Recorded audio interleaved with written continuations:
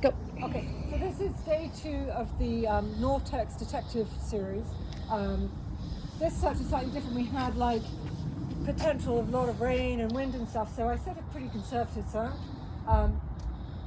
Rather disappointing Q rate, 5 out of 28 or something like that, I think, maybe 6. But anyway, let me talk about it, because actually it worked really nicely. So the start line is here, and everything in line with the tree and down to the side of the house was in play. The soccer dots are being picked up, but I can show you where the edge was. We did find some partially eaten wildlife here this morning, so it didn't affect too much. We managed to get rid of that. Anyway, so on the start line, and the first hide was on the rear of this barbecue. Most dogs got it. A couple of dogs went to the other barbecue. Obviously that wasn't it.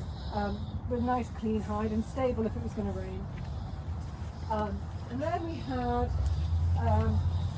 a hide here on the back of the little magnet. Actually, you can actually see it, but nobody went behind there. Oh, she's going right for the hide.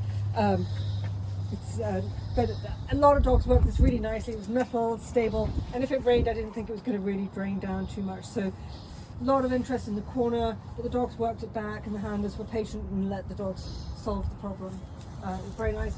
A lot of grass here. Some crittering because of what had happened here beforehand, but everybody seemed to be fine with it. The third hide was another one of these little mirror things here. I really like these little hides, they're so cute.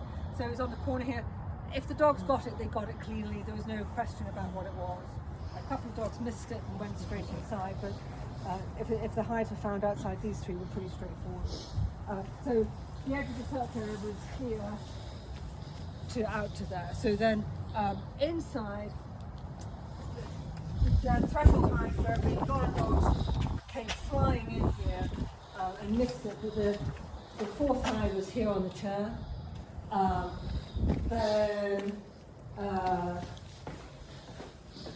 hide 5 was here on this bench, and then we had a third hide in this room over on this bench. And this was really interesting, really straightforward.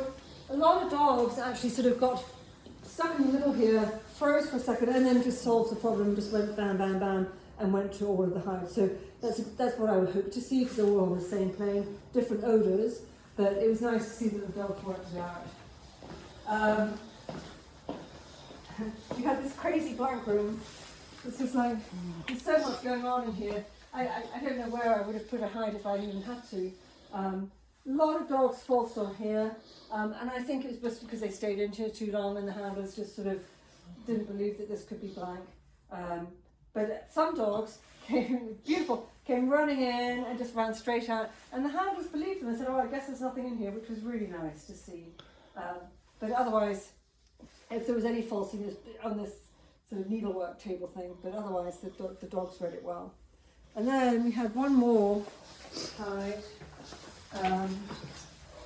Through here, this area had been used yesterday, so I didn't really, he had a hide here in the kitchen that was marked, and the competitors knew that, so no dogs showed any interest in that area at all. It was nice and clean. And the last hide was in here,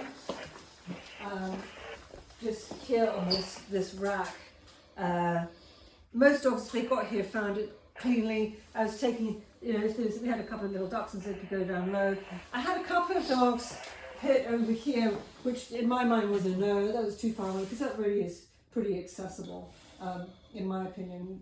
That was what I was thinking. And so the search, really, I wanted the dogs just to sort of drive through the search area and pick off hides as they did. And the dogs that actually qualified did just that. They hit the hides and kept going, and were really engaged with the handlers, and it was a really lovely thing to see. Actually, the dogs really worked the search area well and just kept going through, and then people having the guts to call it at the end when there was no more.